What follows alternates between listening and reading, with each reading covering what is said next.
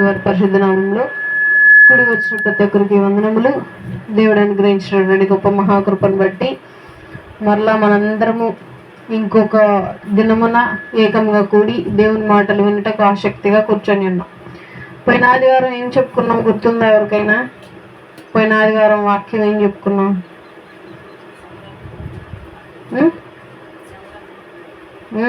మీరు కూడా వచ్చారుగా. పోయిన ఆదివారం ఏం చెప్పుకున్నాం? అది ఎవరితో ఎట్లా మాట్లాడాలి, మనకు హాని చేసే వాళ్ళతో ఎట్లా మాట్లాడాలి, ఎట్లా మాట్లాడకూడదు అనేటువంటి చెప్పుకున్నాం. చాలా చాలా సంతోషం, ఆంటీ గారు బాగా గుర్తుపెట్టుకున్నారు. సో మనం కూడా అలా గుర్తుపెట్టుకుంటూ ఉంటే దేవునిలో భక్తులు ఇంకా ముందుకెళ్తాం. అప్పుడు దేవుడు మెచ్చి అబ్బా బలా నమ్మకమైన మంచి దాసుడా అని మనకు కావాల్సిన ప్రతీదీ అనుగ్రహిస్తూ ఉంటాడు. సో ఈరోజు మనం ఇంకొకటి చెప్పుకోబోతున్నాం. ఒక వ్యక్తి తనకున్నదంతా అమ్మేసి ఒక పొలం కొనుక్కున్నాడంట. ఏం కొనుక్కున్నాడు? పొలం ఎప్పుడు కొనుక్కుంటారు? మనకు ఉండగా కొంత డబ్బు ఉంటే కొనుక్కుంటారు. అమ్మేవారు కొనుక్కుంటారు ఆ పొలాన్ని. కానీ ఈ వ్యక్తి ఉన్న ఆస్తినంతా అమ్మేసుకొని ఒక పొలం కొనుక్కున్నాడంట. సరే, అది ఎన్నో ఎకరాలు పండించి ఎంత లాభమైనా రాని, కనీసం ఓన్లీ ఒక నెలలోనే రాబడి రాని పెట్టిన పెట్టుబడికి అయినా సరే ఎవరైనా అంత సాహసం చేస్తారా? తనకంటూ కొంత ఉంచుకొని పొలం కొంటాడు. కానీ ఈయన ఉన్నదంతా అమ్మేసి ఒక పొలాన్ని కొన్నాడు. అసలు ఈయన ఎవరు? ఏం అమ్మేశాడు? ఏ పొలాన్ని కొన్నాడు? ఆ పొలం వల్ల ఉపయోగం వచ్చిందా రాలేదా? ఏంటో తెలుసుకుందాం. అపోస్తుల కార్యములు 20వ అధ్యాయము 28వ వచనం. అపోస్తుల కార్యములు 20వ అధ్యాయము 28వ వచనం. అందరికి వినిపించేటట్లుగా కొంచెం పెద్దగా చదవండి మీరు. 20:28 చదివేయండి. దేవుడు తన సర్వ రక్తమిచ్చి సంపాదించిన తన సంఘమును కాయుటకు పరిశుద్ధాత్మ మిమ్మల్ని దేనియందు అధ్యక్షులనుగా ఉంచెను. ఆ యావత్తు మందను గూర్చియు మీ మట్టుకు మిమ్మల్ని గూర్చియు జాగ్రత్తగా ఉండుడి. ఇంకో గ్రంథం చూద్దాం. అలాగే హెబ్రీయులకు రాసిన పత్రిక 13వ అధ్యాయము 12వ వచనం. హెబ్రీ 13:12. ఈ రెండు కలిపి ఒకేసారి చెప్పుకుందాం. హెబ్రీ 13:12. కావున యేసు కూడా తన సర్వ రక్తము చేత ప్రజలను పరిశుద్ధపరచుటకై గవిని వెలుపట శ్రమ పొందెను. కావున యేసు ఇంకోసారి చదవండి. అది 13:12. కావున యేసు కూడా తన స్వరక్తం ఇచ్చి ప్రజలను పరిశుద్ధపరచుటకై గవిని వెలుపట శ్రమ పొందేను. చాలు. హెబ్రీయులకు రాసిన పత్రిక రాసింది పౌలు అనేటువంటి భక్తుడు. ముందు చదివిన అపోస్తుల కార్యం రాసింది పౌలు అనే భక్తుడు. ఈయన గురించి చాలా నేర్చుకోవాలి మనం, తర్వాత చూద్దాం. అయితే ఈ మొత్తం తనకున్నదంతా అమ్మేసుకొని ఒక పొలాన్ని కొనుక్కున్నాడు కదా, ఆయన ఎవరో చెప్తా. యేసుక్రీస్తు ప్రభువారు. అసలు ఆయనకి ఏముంది, ఆయన దేన్ని కొన్నాడో చెప్తా. అయితే మనిషికి ముఖ్యమైనది ఏంటి? ఇప్పుడు మనం ఉన్నాం ఎగ్జాంపుల్గా. ఇప్పుడు నేను మాట్లాడాలంటే నాకేముండాలి? ఓపిక ఉండాలి. ఫస్ట్ ఓపిక ఉంటేనే నేను నుంచోగలను, మాట్లాడగలను, చేతులు కదపగలను. ఆ ఓపిక ఉండాలంటే ఏముండాలి? శక్తి ఉండాలి. ఆ శక్తి ఎక్కడి నుంచి వస్తుంది? మనలో ఒంట్లో ఉన్న బ్లడ్ తెలుసా మీకు? రక్తం నడినెత్తి నుండి అరికాళ్ళ దాకా 1/2 సెకండ్లో పాకిద్ది. సెకండ్ కూడా, సెకండ్ తెలుసా? జస్ట్ అటు వెళ్ళిపోయింది సెకండ్.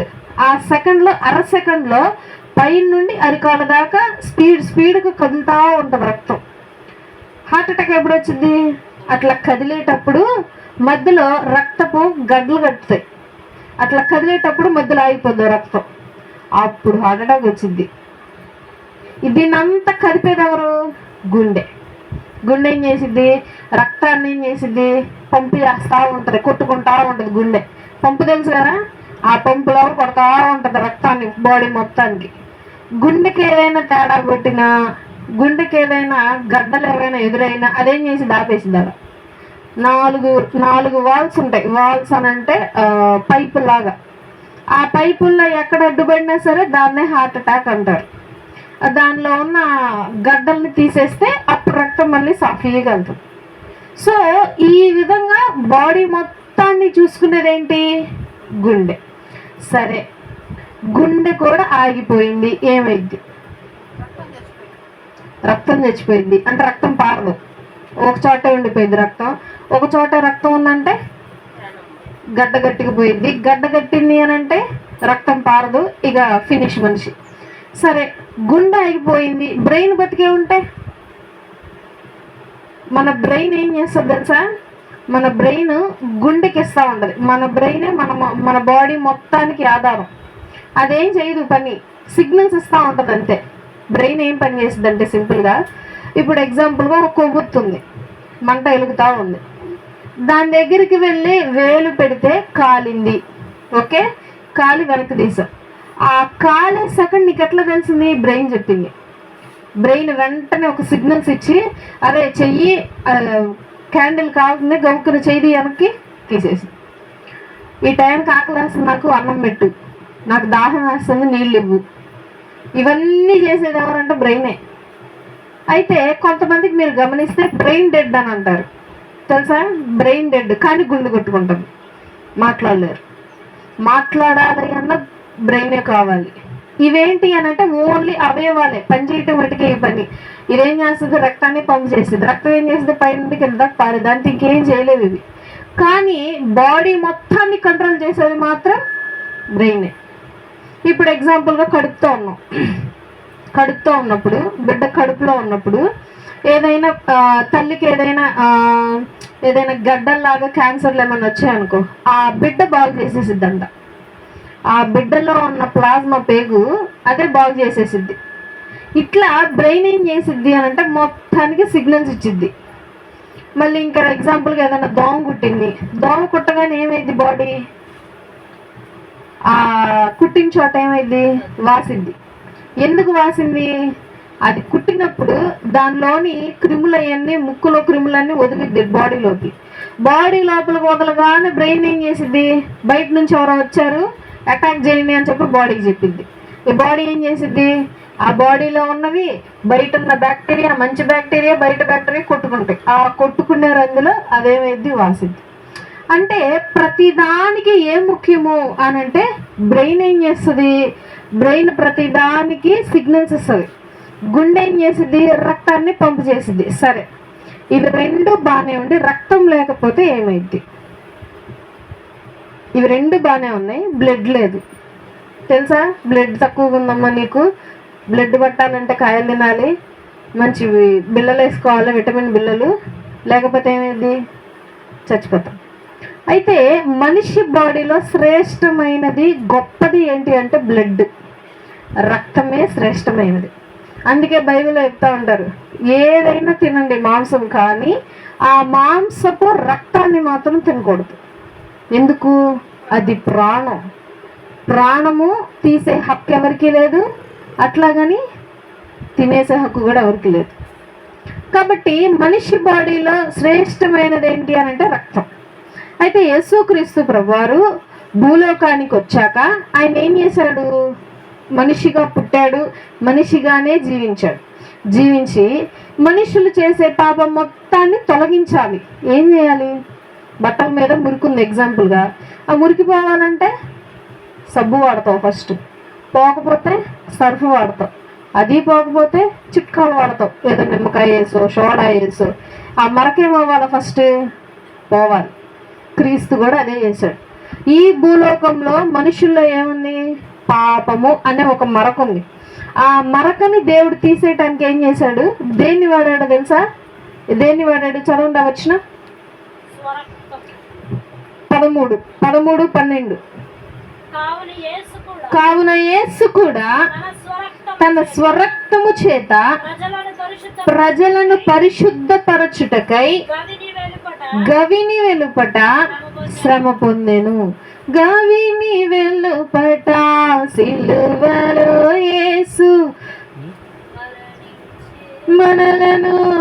బ్రతికింప గవిని వెలుపట సిలువలో యేసు మరణించే మనలను బ్రతికింప లోపల చేరిన వారు విందుల పాల్గొన్నారు లోపల చేరిన వారు విందుల పాల్గొన్నారు. గవిని వెలుపట ఆయన తన స్వరక్తం ఇచ్చి శ్రమను అనుభవించాడంట. గవిని అంటే ఏంటి? దేవుడు ప్రతిదానికి కొన్ని హద్దులు విధించాడు. ప్రతిదానికి పొలిమేర, ప్రతిదానికి హద్దులు ఉంటాయి. ఆది నుంచి చూస్తే ఆదాము అవ్వ చక్కగా తీసుకొచ్చి వాళ్ళని తోటలో పెట్టాడు. తోట నుంచి వాళ్ళు బయటికి వెళ్ళలే. వాళ్ళ గవిని ఏంటి? తోట మాత్రమే. ఎప్పుడైతే పాపం చేశారో వాళ్ళని తీసుకెళ్ళిపోయి గవిని బయట వదిలేశాడు. వాళ్ళు గవిని బయట ఏముంది? శ్రమలు, కష్టాలు, బాధలు. ఇప్పుడు మనం అనుభవిస్తున్నామే అదే వాళ్ళు ఆజ్ఞను అతిక్రమించకపోతే గవిని లోపలే ఉండేవాళ్ళు, అంటే పొలిమేర లోపలే ఉండేవాళ్ళు. మీకు అర్థమయ్యేటట్టు చెప్పాలంటే ఊర్లకు పొలిమేరలు ఉంటాయి కదా, అవి పొలిమేర లోపల ఉంటే శ్రమ ఉండదు, పొలిమేర బయట ఉంటే శ్రమ. చూసారా, పొలిమేర దగ్గర కొన్ని విగ్రహాలను పెడతా ఉంటారు ఎక్కువగా. అయితే ఈ గవిని వెలుపటకు వచ్చి దేవుడు శ్రమను అనుభవించి తన సొంత రక్తాన్ని ఇచ్చేశాడు. మనుషుల రక్తం ఇవ్వచ్చుగా, ఆల్రెడీ ఇంతకుముందు జంతువుల రక్తం కూడా ఇస్తున్నారు, బలులు అర్పిస్తున్నారు. అయితే దేవుడేమన్నాడు అనంటే, జంతువుల రక్తము పాప క్షమాపణకు సరిపోదు. ఎవరి రక్తం కావాలి? నిష్కళంకమైనది, పరిశుద్ధమైనది, మచ్చ డాగు లేనటువంటి పరిశుద్ధమైన రక్తం, ప్రేమ కలిగిన రక్తం, ప్యూర్గా ఉండాలన్నమాట ఆ రక్తం. ఇప్పుడు మనం ఎగ్జాంపుల్గా మనం ఇవ్వము, ఆడవాళ్ళ బ్లడ్ ఎక్కువగా తీసుకోరు, మగవాళ్ళు రక్తదానం చేస్తూ ఉంటారు. ఏం చేస్తారు? ఫస్ట్ రక్తదానం చేసే వాళ్ళకి టెస్ట్ చేస్తారు ఫస్ట్, అవునా? ఏమైనా ఉందా రోగం, బాగానే ఉందా, అన్ని ప్లేట్లెట్స్ అన్నీ బాగానే ఉన్నాయి అని చెక్ చేసుకొని అప్పుడు వాళ్ళు బ్లడ్ తీసుకుంటారు. లేకపోతే బ్లడ్ ఇచ్చారు కానీ తీసుకుంటారా? ఓకే, ఏ బ్లడ్ గ్రూప్ వాళ్ళకి ఆ బ్లడ్ గ్రూప్ సరిపోయే వాళ్ళకే ఇస్తారు. ఎవరికి పడితే వాళ్ళకి ఎట్లా పడితే ఇచ్చేస్తే ఆ బ్లడ్ రక్తము ఈ భూలోకంలో వస్తేనే అప్పుడు మనుషుల పాపము తీరుతుంది, అప్పటిదాకా తీరదు అని చెప్పి దేవుడు చూస్తా ఉన్నాడు. ప్రతి మనిషిలో ఎక్కడో ఒక చోట పాపం ఉంటుంది, భేదమేమీ లేదు. అందరూ పాపం చేసి దేవుడు అనుగ్రహించే మహిమను కోల్పోతున్నారు. భేదం అసలు ఎవరికి లేదు. పేద, ధనిక, ముసలి, ముతక, వృద్ధుడు, ఏ భేదం లేదంట. ప్రతి ఒక్కరిని చూస్తున్నాడంట దేవుడు. ఎవరి దగ్గర పాపం లేదా అని కాదు, ఎవరో ఒకరి దగ్గర ఏదో ఒక పాపం కనిపిస్తానే ఉంది. అప్పుడు తన కుమారుడిని భూలోకానికి పంపించి, ఇదిగో 33.5 సంవత్సరంలో నువ్వు ఈ విధంగా బ్రతకాలి. ఎవరైనా నిన్ను నిందించారా? సైలెంట్గా ఉండు. ఎవరైనా నిన్ను కొట్టారా? సైలెంట్గా ఉండు. ఎవరైనా నిన్ను అపహాసించారా? సైలెంట్గా ఉండు. ఎవరైనా నీ విధంగా అన్యాయంగా నీ మీద గొడవకు వచ్చారా? సైలెంట్గా ఉండు. దేవుడు చెప్పినదే, నేను చెప్పినట్టు మనిషి చేయలేడు, అస్సలు చేయలేడు మనిషి. కానీ క్రీస్తు చేశాడు. అప్పుడు ఆయన రక్తం ఎట్లా ఉంటుంది? ఎంత పరిశుద్ధమైన ఆయన రక్తం. అందుకు దేవుడు తన కుమారుని రక్తాన్ని ఎంచుకొని తన కుమారుని బలిగా ఇచ్చేశాడు. గవిని అంటే ఏంటి? పరలోకము.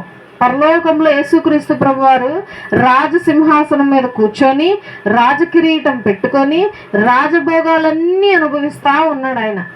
తండ్రి ఏం చేశాడు? అయ్యా, బయట నా పిల్లలు అల్లాడిపోతున్నారు, వాళ్ళు ఇట్లాగే కొనసాగితే వాళ్ళు ఏమైపోతారు? డైరెక్ట్గా నరకానికి వెళ్ళిపోతారు.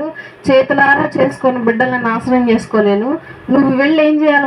వాళ్ళ పాపాలని కడిగేసేయ. అలాగే తండ్రి అని ఆయన గవిని దాటి, అంటే తన పొలిమేరను దాటి బయటకు వచ్చాడు, ఈ భూలోకానికి వచ్చాడు, శ్రమను అనుభవించాడు, కష్టాన్ని అనుభవించాడు, తన రక్తాన్ని పూర్తిగా ఈ భూమి మీద కార్చేసి ప్రాణాన్ని విడిచాడు. ఆయన చేసిందేంటి? ఆయన ఇచ్చి కొనిందేంటి?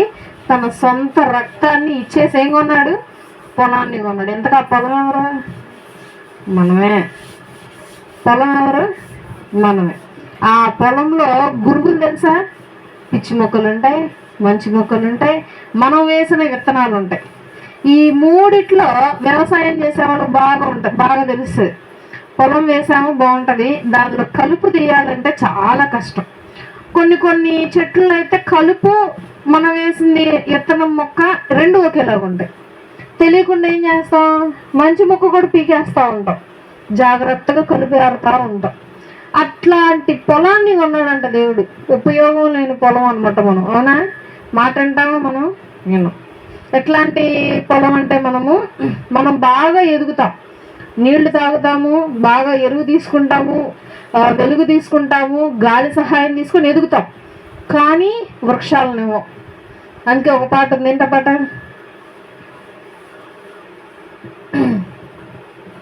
ఒక పాట గుర్తు రావట్లే. ఎదుగుతానే ఉంటాము కానీ ఫలాలు ఇవ్వట్లేదంట, మంచి ఫలాలు ఇవ్వట్లేదంట. ఏ రైతు అయినా సరే, ఇప్పుడు ఎగ్జాంపుల్గా వంకాయ తోట వేసాడు, మంచిగా తోట బాగా రావాలి అని చెప్పి ఎరువేస్తాడు, పురుగుల మందు కొడతాడు, అయినా సరే పురుగు పట్టిద్ది ఖచ్చితంగా ఎక్కడో చోట.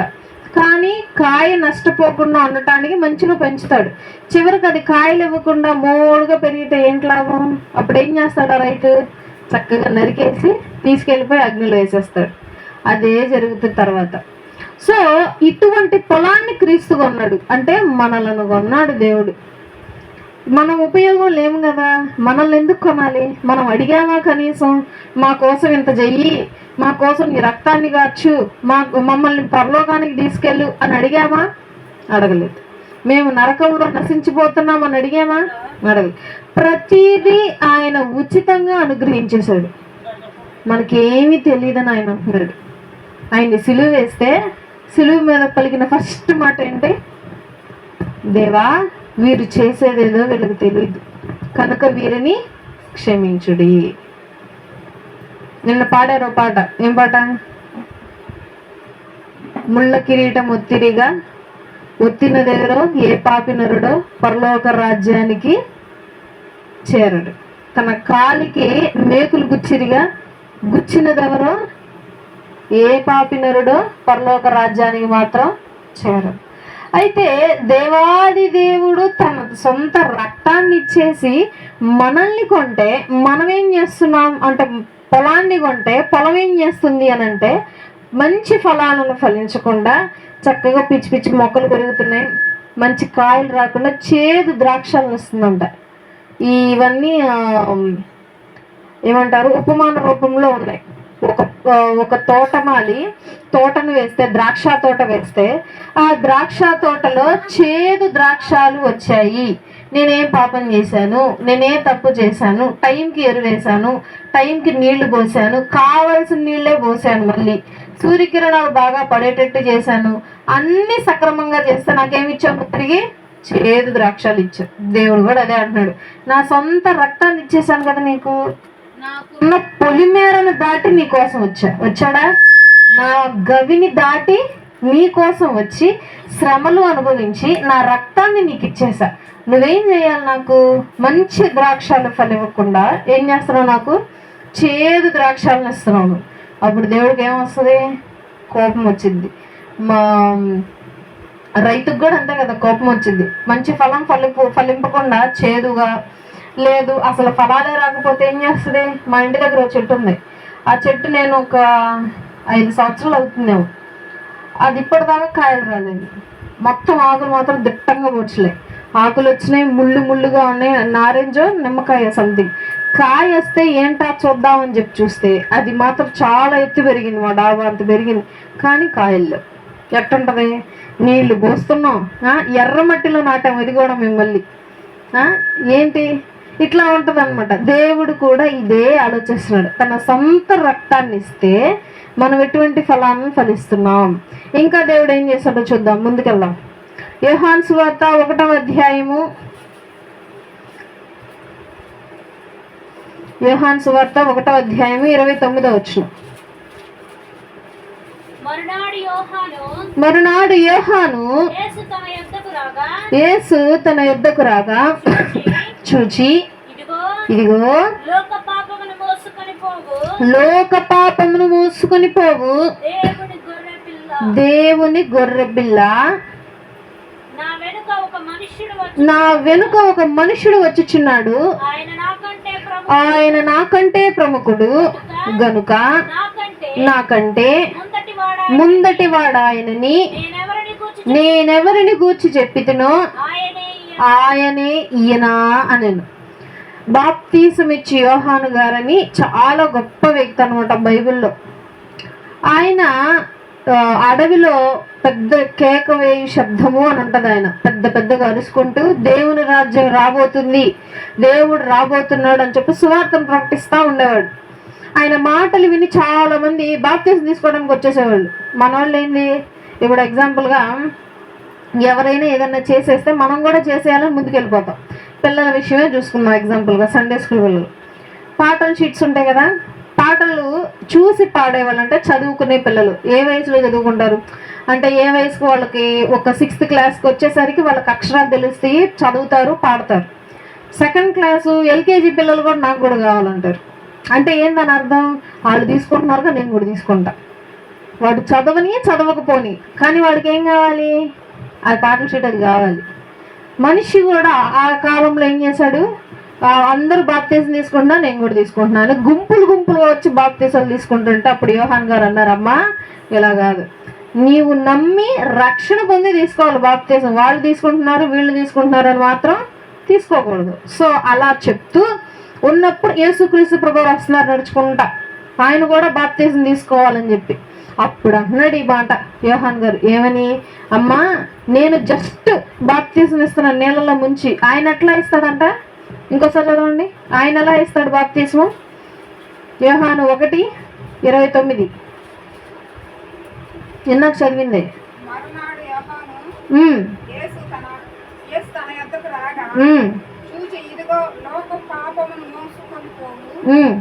దేవుని వరిపిల్ల నా వెనక ఒక మనుషుడు వచ్చుచున్నాడు, ఆయన నాకంటే ప్రముఖుడు కనుక నాకంటే మొదటి వాడాయనని నేను ఎరుగనైతిని గాని చెప్పితినో ఆయనే ఈయన. నేను ఆయనను ఎరుగనైతిని కానీ ఆయన ఇశ్రాయేలుకు ప్రత్యక్షమగుటకు నీళ్ళలో బాప్తిస్మం ఇచ్చు వచ్చితినని చెప్పాను. మరి యోహాను సాక్ష్యం ఇచ్చుతూ ఆత్మ పావురము వలె ఆకాశం నుండి దిగి వచ్చుట చూచితిని. ఆ ఆత్మ ఆయన మీద నిలిచెను. నేను ఆయనను ఎరుగనైతిని కానీ నీళ్ళల్లో బాప్తిస్మం ఇచ్చుటకు నన్ను పంపించిన వాడు ఏది పై వచ్చినమా చూడండి, ఆయన ఆత్మతోనూ బాప్తిస్మం ఇస్తాడు. 33 చదవండి. 33 నేను ఆయనను ఎరుగనైతిని గాని నీళ్లలో బాప్తిస్మం ఇచ్చుటకు నన్ను పంపినవాడు నీవెవని మీద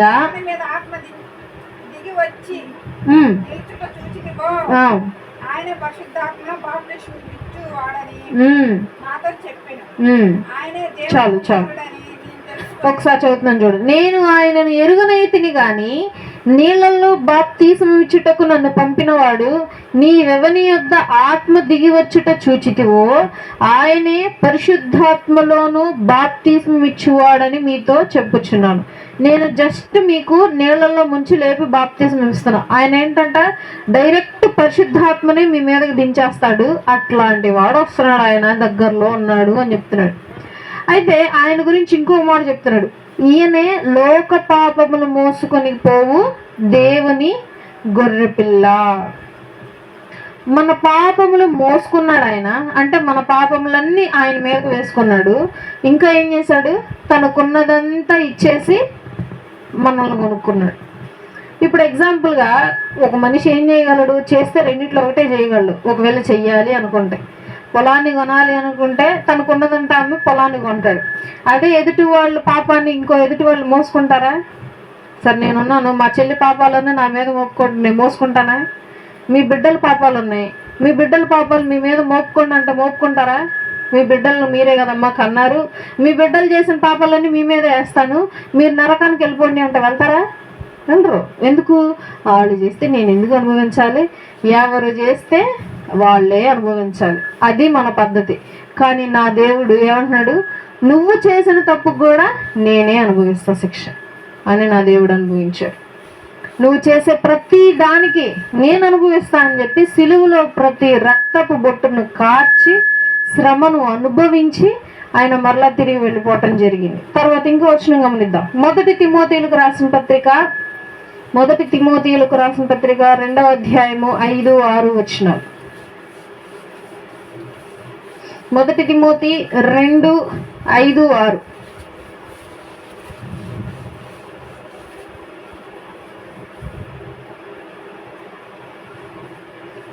మొదటి తిమోతి 2, 5, 6. దేవుడు ఒక్కడే, దేవునికిని నరులకును మధ్యవర్తియు ఒక్కడే, ఆయన క్రీస్తు యేసు అను నరుడు.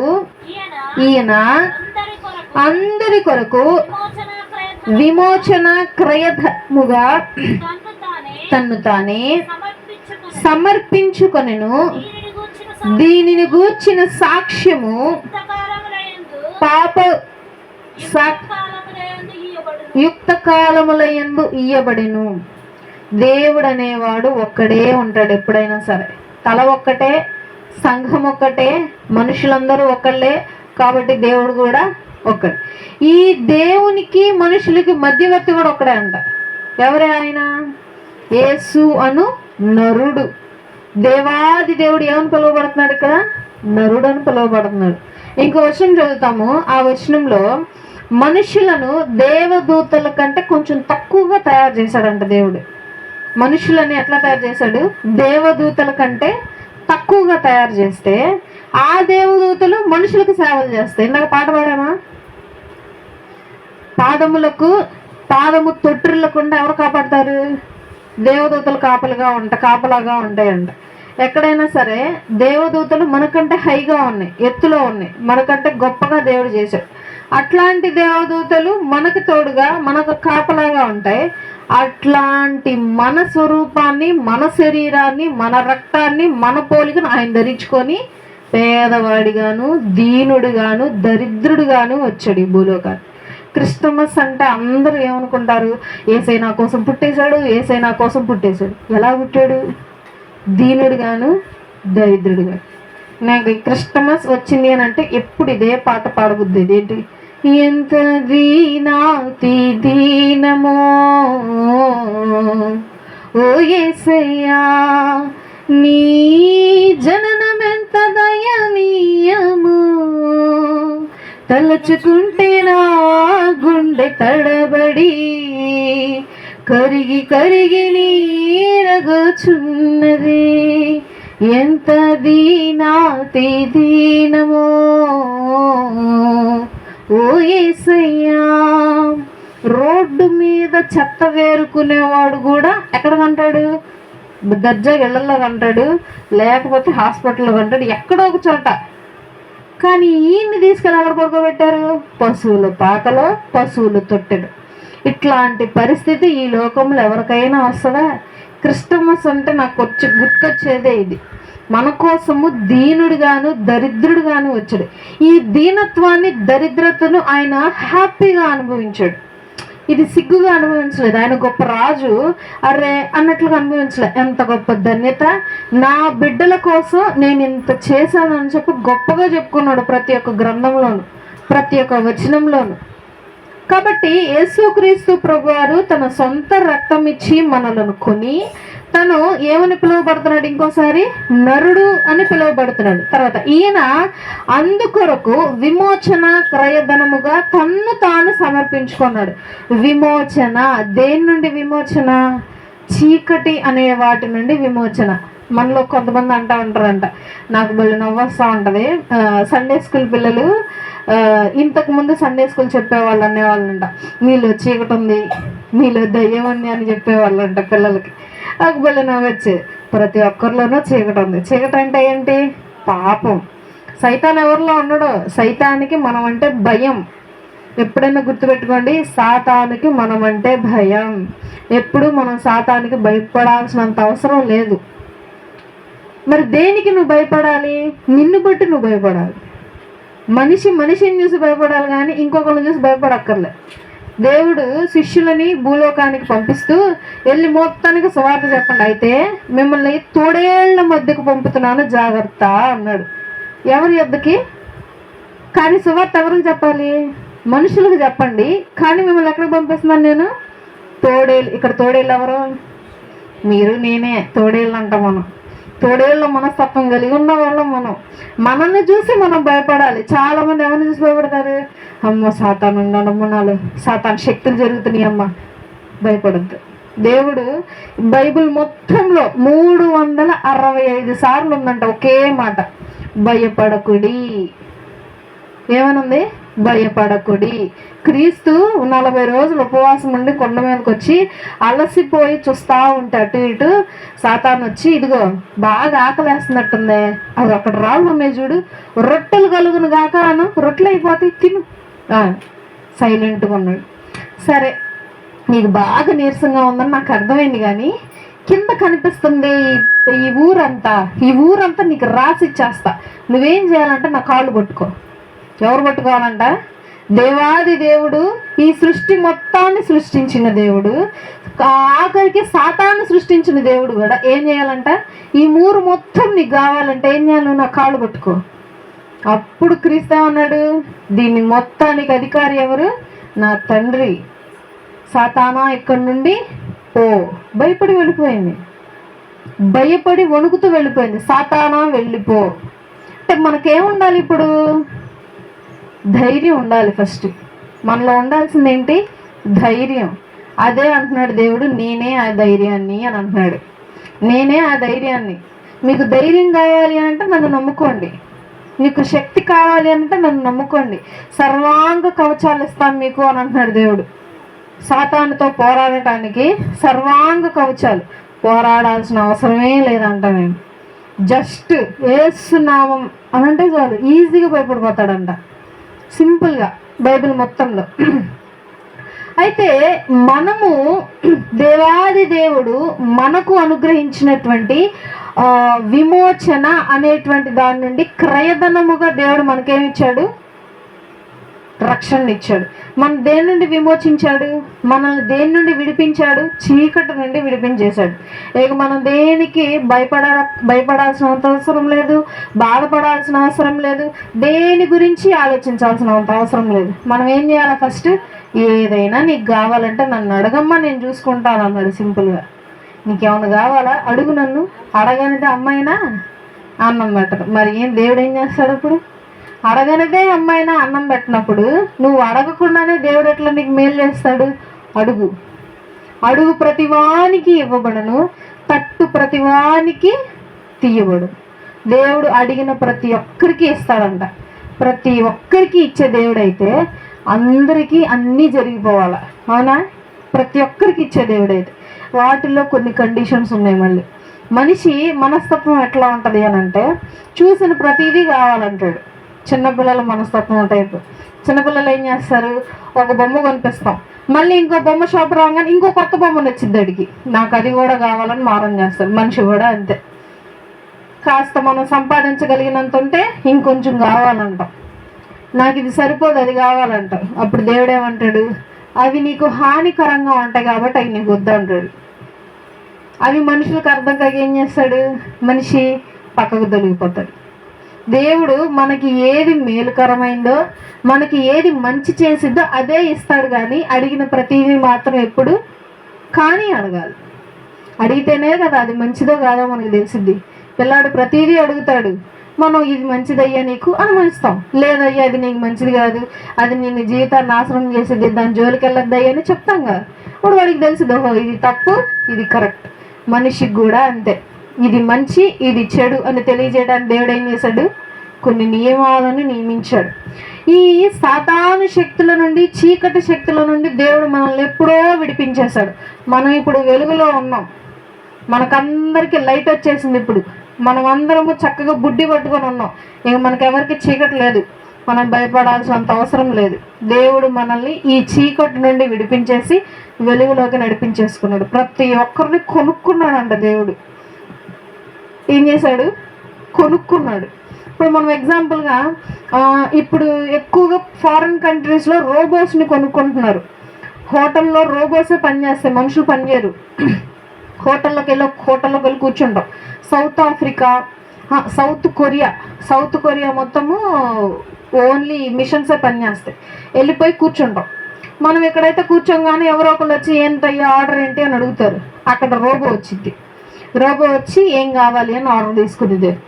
ఈ రోబో వెళ్ళి వంట మనిషికి చెప్పింది. ఆ వంట మనిషి ఎవరు? రోబో. ఆ రోబో వంట చేసింది. మళ్ళీ ఆ వంటను తీసుకొచ్చి ఈ రోబోనే ఆయనకి ఇచ్చింది. మళ్ళీ ఇంకో రోబో వచ్చి డబ్బులు కట్టించుకునిద్ది. మొత్తం రోబోనే చేసింది అనమాట పనులన్నీ. మీ ఇంట్లో పని మనుషులు కావాలా? అయితే రోబోని తీసుకోండి. ఇప్పటికీ రోబోలు వాడుతున్నారు. ప్రపంచం అంతా వచ్చేస్తే ఇంకా తర్వాత మెల్లమెల్లగా. అయితే నువ్వు సొంత డబ్బులు పెట్టి రోబోని కొనుక్కున్నావు. నీకు ఇష్టం వచ్చినట్లు నువ్వు చెప్పినట్లే వినాలా ఆ రోబో, లేదు దాని ఇష్టం వచ్చినట్లు అది చెయ్యొచ్చా? మీరు చెప్పండి. కష్టపడి అన్ని డబ్బులు పోగేసి ఈ రోబోని కొనుక్కుంటే దాని ఇష్టం వచ్చినట్టు చేస్తే ఏం చేస్తావు? తీసుకెళ్ళిపోయి ఇచ్చేసి నాకు ఈ రోబో వద్దు, నాకు డబ్బులు కావాలని కూర్చోండి. అలాగే మనలందరినీ తన సొంత రక్తం పెట్టి కొనుక్కున్నాడు ప్రతి ఒక్కరిని. అప్పుడు దేవుడు ఏం చెప్తున్నాడు? నేను చెప్పినట్టు వినాలంతే, నేను చెప్పినట్టు చెయ్యాలంతే.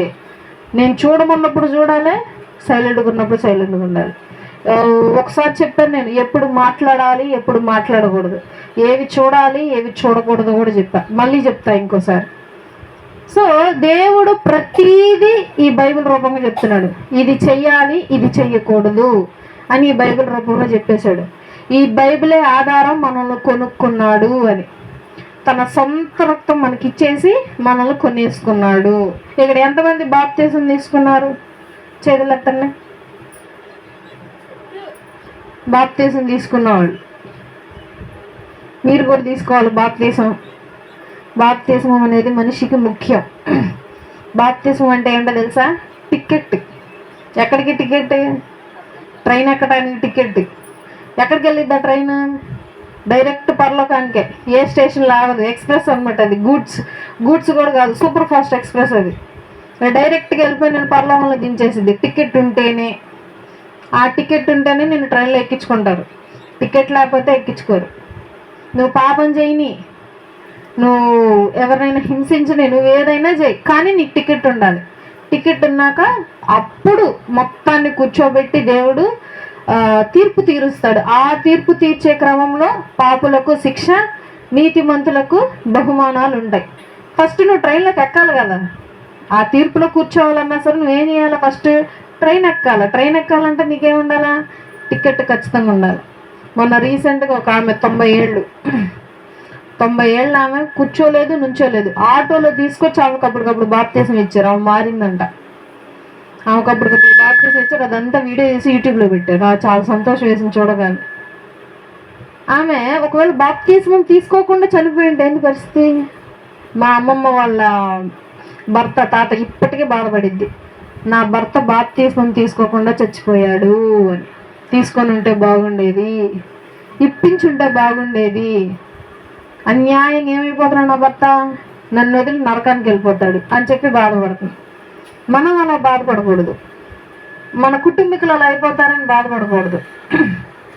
ముందుగానే మనం ఏం చేయాలి? ప్రతి ఒక్కరిని సిద్ధపరచుకొని అందరినీ మన కుటుంబంలోకి తెచ్చేసుకోవాలి. మన రక్త సంబంధం, మన ఇండియాకున్న మంచి గుణం ఏంటి అంటే ప్రేమ అనే గుణం ఎక్కువ, మన అనే కలుపుకోలుతనం ఎక్కువ. మరి అన్నిట్లో ఉన్నప్పుడు మరి క్రీస్తు ప్రేమలో కూడా ఉండాలి, బాప్తిస్మం అనే విషయంలో కూడా ఉండాలి. సో ఇక్కడ మనం గమనించినట్లయితే 1 తిమోతేయులకు రాసిన పత్రికలో దేవుడు తన సొంత రక్తాన్ని ఇచ్చి మనలను విమోచన నుండి, అంటే మనలను విమోచనం చేసి క్రయధనముగా తన్ను తాను సమర్పించుకొనెను. తన్ను తాను మొత్తం ఇచ్చేసాడుగా. ఇక ఇవ్వాల్సింది ఏమి లేదు. ఆయన మనకు బాకీ ఏమి లేదు, మనమే ఉన్నాం బాకీ ఆయనకి. ఏంటది? మన మనసు ఇచ్చేసేయాలి ఆయనకి. మనమే ఉన్నాం బాకీ, ఆయన మాత్రం ఏ బాకీ లేడు. మరలా ఇంకో వచనం చూద్దాం. 1 తిమోతేయులకు రాసిన పత్రిక 4వ అధ్యాయము 10వ వచనము. 1 తిమోతి 4:10. మనుషులందరికీ రక్షకుడును మరి విశేషముగా విశ్వాసులకు రక్షకుడునై జీవం గల దేవుని జీవము గల దేవుని యందు మనం నిరీక్షణ మనము నిరీక్షించి ఉన్నాము గనుక ఇందు నిమిత్తము ప్రయాసముతో పాటుపడుచున్నాము. ఇది ఉండాలి మనిషికి, ప్రతి ఒక్కరికి ఏముండాలో ప్రయాస ఉండాలి. అనవసరమైన వాటికి మనం ఎక్కువగా ప్రయాసపడతా ఉంటాం, కానీ దేవుడు ఏమంటున్నాడు, నిత్య జీవానికి నీ ప్రయాస ఉండాలి. ఇందాక పాట పాడాం, బాటసారి ఓ బాటసారి వినవయ్యా ఒక్కసారి. ఈ భూమి కూలిపోతుంది, భూమిలో కట్టుకున్న మేడలు కూలిపోతాయి, భూమిలో మనం సంపాదించుకున్న సంపద అంతా నాశనం అయిపోయిద్ది. మనం ఇక్కడ వారం కాము, మనం నడుచుకుంటా వెళ్ళేవాళ్ళం. 70 ఏళ్ళు ఇక్కడ బతుకుతాం అనుకోండి ఎగ్జాంపుల్గా. ఈ 70 ఏళ్ళ తర్వాత ఇంకెక్కడ బతుకుతావు? ఎక్కడ బతుకుతావు? అదే ప్రశ్న ఇప్పటికీ చాలా మందికి. చచ్చిపోయాక ఏమవుతాడు మనిషి? అది కూడా చెప్పే వాక్యం, ఈసారి మళ్ళీ రిపీట్ చేస్తుంది. సో ఇక్కడ ఇంకోసారి చదువుదాం, మళ్ళీ అవచ్చును. మనుషులందరికీ రక్షకుడును, మనుషులందరికీ క్రీస్తు ఒక్కడే రక్షకుడు. ఒక ఆయన ఇలాగే పెద్ద సభలో వాక్యం చెప్తున్నాడంట, దేవుడు ఒక్కడే రక్షకుడు, మనుషులందరినీ దేవుడు రక్షించేశాడు అని చెప్తా ఉంటే, ఒక ఆయన ప్రార్థన అంతా అయిపోయాక పాస్టర్ గారి దగ్గరికి వచ్చి, అయ్యా అందరినీ రక్షించేశాడు అంటున్నావు కదా, ఇప్పటికీ చాలా మంది పాపులు ఉన్నారు కదా, మరి వాళ్ళ సంగతి ఏంటి అని అన్నాడు. ఏంటి, అందరూ రక్షింపబడ్డారు, అందరినీ దేవుడు రక్షించేశాడు అంటున్నావు కదా, ఇప్పటికీ పాపులు అని అంటున్నారుగా మీరు, బైబిల్లో ఎప్పటికీ పాపులు అనేవాళ్ళు, మరి వాళ్ళెవరు అంటే నువ్వు చెప్పేది అబద్ధమా అని అన్నాడు. కరెక్టేగా ఆయన అడిగింది, ఎంత చక్కగా అడిగాడు అంటే ఎంత బాగా వింటాడో. వాక్యం వింటే ఏమొస్తాయి, మనకు డౌట్లు వస్తాయి. అప్పుడు ఆయన అన్నాడు, ఓకే ఇల్లు ఉంది ఎగ్జాంపుల్గా, ఇంటి కిటికీలో సబ్బు ఉంది, వంటగదిలో సబ్బు ఉంది, సబ్బు వంట రుద్దుకునే సబ్బు, బాత్రూంలో ఒక సబ్బు ఉంది. ఇప్పుడు నువ్వు స్నానం చేయాలి, నువ్వేం చేయాలి, లేవాలి, నడుచుకుంటూ వెళ్ళి, ప్రతి చోట ఉంది సబ్బు, మళ్ళీ ఒక్క చోట లేదు, ప్రతి గదిలో ప్రతి చోట ఒక చోట పెట్టుంది సబ్బు. ఆ సబ్బు తీసుకొని నువ్వు స్నానం చేయాలి. నువ్వు లెగుస్తున్నావు, ఆ ఇంట్లో సబ్బు ఉందిలే అన్నట్టు కూర్చుంటున్నావు, రక్షణ నీ చుట్టే ఉంది, కానీ నువ్వేం చేస్తున్నావు, నన్ను తీసుకోవట్లేదు, అంతేనయ్యా తేడా అన్నాడు. అంతేనా? దేవుడు రక్షణ ఇచ్చేసాడు నీకు, తీసుకోవటమే ఆలస్యం నీది. ఆ రక్షణ ఏంటి, బాప్తిస్మం.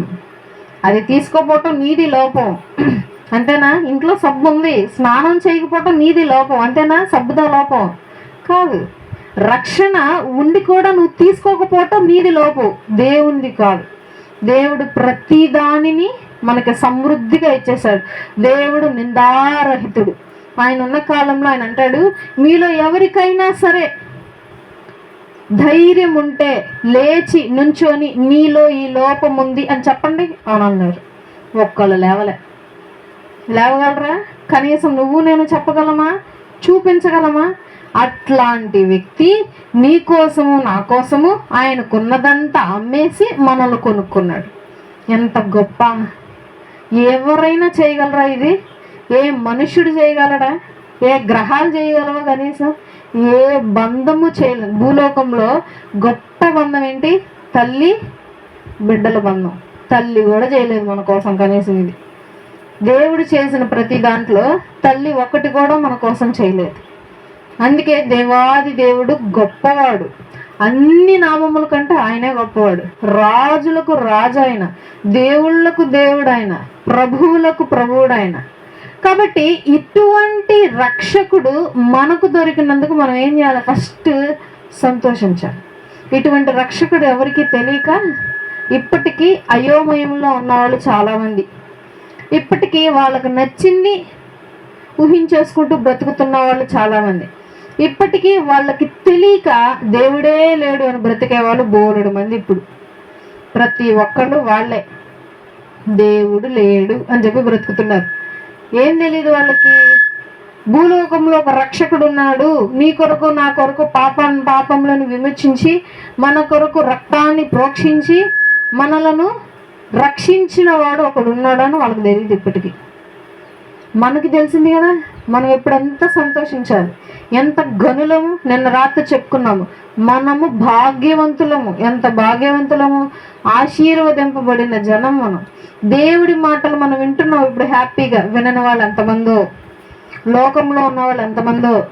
ఈ టైంకి చనిపోయిన వాళ్ళు ఎంతమందో, చనిపోబోతున్న వాళ్ళు ఎంతమందో, ప్రమాదంలో ఉన్న వాళ్ళు ఎంతమందో, కానీ మనం అందరం క్షేమంగా ఉండి మందిరంలో ఉండి దేవుడి మాటలన్నీ ఇప్పుడు వింటున్నాం. మనం గొప్పవారము, భాగ్యవంతులము, ఆశీర్వదింపబడిన వారము అని చెప్పి బైబిల్ సెలవిస్తుంది. కాబట్టి మనం జ్ఞాపకం ఉంచుకోవాల్సింది ఏంటి అని అంటే, దేవాది దేవుడు మన కొరకు ఇంత చేసినప్పుడు నువ్వు దేవునికి ఏమిస్తావు? మనిషి అంతే, నువ్వు వచ్చేటప్పుడు ఏంటది సామెత? వచ్చేటప్పుడు ఏమిస్తావు? ఏంటది సామెత? వచ్చేటప్పుడు ఏమిస్తావు, తీసుకెళ్ళేటప్పుడు ఏం తెస్తావా? రివర్స్ చెప్తున్నా. వచ్చేటప్పుడు ఏం తెస్తావు, వెళ్ళేటప్పుడు ఏం తీసుకెళ్తావు? సామెత. దేవుడు నీకు అన్నీ ఇచ్చేశాడు, ఇప్పుడు నువ్వేమిస్తావు దేవునికి? ఏమి ఇవ్వగలవు? ఎంత ఉంది మీ ఆస్తి? మీకు ఎన్ని ఇళ్ళు ఉన్నాయి? ఎన్ని పొలాలు ఉన్నాయి? ఎంత బంగారం ఉంది? ఎంత వెండి? ఎంతమంది పిల్లలు ఉన్నారు? ఇచ్చేస్తారా పిల్లల్ని? మరి ఏమి ఇస్తారు మీరు? మీకు మంచి ఆరోగ్యం ఉందా కనీసం? అది కూడా దేవుడు ఒక చోట అంటాడు యెషయా గ్రంథంలో, ప్రతి ఒక్కడికి గుండె బలహీనత ఉండి, చదువుదామా వచ్చిన భలే చక్కనిగా ఉందన్నమాట ఆ వచ్చిన. యెషయా గ్రంథము 1వ అధ్యాయము.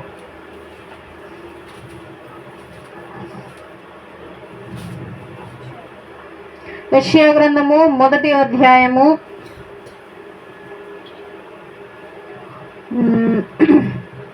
2వ వచనం నుండి నేను చదువుతున్నాను, చూడండి.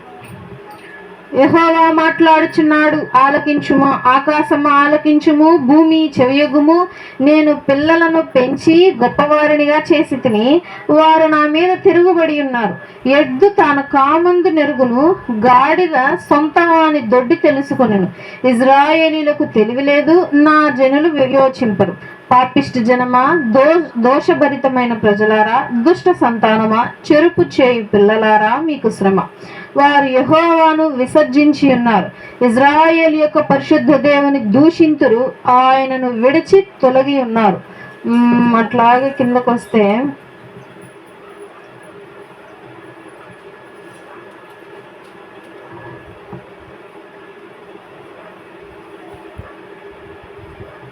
ఏది ప్రతి వాణి నడినెత్తిన రోగము కలిగిన వాడై అని ఉంటుంది, చూడండి.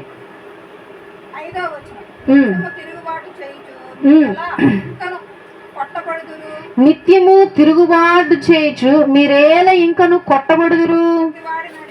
ప్రతి వాణి నడినెత్తిన వ్యాధి కలిగి ఉన్నాడు, ప్రతి వాణి గుండె బలహీనమై. ఎంతసేపు, ఎన్నిసార్లు, ఎన్ని రోజులు మీరు ఇప్పటిదాకా నా మీద తిరగబడతా ఉంటారు? చూస్తేనేమో రోగాలు, నీ గుండె చూస్తేనేమో బలహీనం. ఏం చూసుకోను మరి నీకింత? ఏం చూసుకొని ఎగిరి పడుతున్నావు అని చెప్పి దేవుడు అంటున్నాడు. ఇదంతా ఇజ్రాయేలీల గురించి చెప్తా ఉన్నాడు అనమాట ఈ మాటలన్నీ యెషయా గ్రంథం. సో మనకేమీ లేదు, మనమేమీ ఇవ్వలేము కూడా. మరి దేవుడు ఏమి అడుగుతున్నాడు? ఏమీ లేవని తెలుసు కూడా మనల్ని ఒకటి అడుగుతున్నాడు దేవుడు. ఏంటది? హృదయం. మన హృదయం చాలా గొప్పది. మీరు గమనిస్తే వీళ్ళు మంచోడ్రా అని అంటారు, విన్నారా? దేని బట్టి చెప్తావు నువ్వు మంచోడు అని? వాళ్ళు మంచోళ్ళు అని చెప్పి నువ్వు దేన్ని బట్టి చెప్తావు? వాళ్ళు చేసే పనులు బట్టి చెప్తావు. ఇప్పుడు మనిషి ఒక పని చేస్తున్నాడు. ఇప్పుడు ఎగ్జాంపుల్గా నేను ఒక మంచి పని చేశా. ఎక్కడి నుండి వచ్చింది ఆ మంచి పని? ఇక్కడ నుండి వచ్చింది, ఇక్కడ నుండి వచ్చింది ఆలోచన, అంతేనా? అరే ఇప్పుడు ఒక ఆయన బాగా వర్షంలో తడుస్తున్నాడు, మంచి గొడుగు ఇవ్వాలరా అని చెప్పి వెంటనే ఏం చేశాను? గొడుగు ఇచ్చేసాను. వెళ్ళి ఎవరు చెప్పారు? నా మనసు చెప్పింది. లేదు, ఒకడు చక్కగా మామూలుగా ప్రశాంతంగా వెళ్తానని నడుచుకుంటా, నాకేదో తేట అనిపించి ఒక రాయి తీసుకొని కొట్టా. ఎవరు చెప్పారు? అంటే దాని అర్థం ఏంటి? ఆ రెండిటికి సంబంధం ఏంటి? హృదయమే. నీ హృదయపు తలంపులను నువ్వేం చేయాలి? కంట్రోల్ చేయాలి. చెడని నీకు తెలుసు, కానీ మనుషులు ఏం చేస్తారో తెలుసా? ఏం కాదులే, ఎవరు చూస్తున్నారు ఇప్పుడు, చేసేస్తా. సో నీ హృదయమును బట్టి నువ్వు మంచివాడివో చెడ్డవాడివో చెప్తావు, అంతేనా? మనుషులు ఆ హృదయం అడుగుతున్నాడు దేవుడు. నాకు ఆ హృదయమే కాదు, ఇంకేం వద్దు.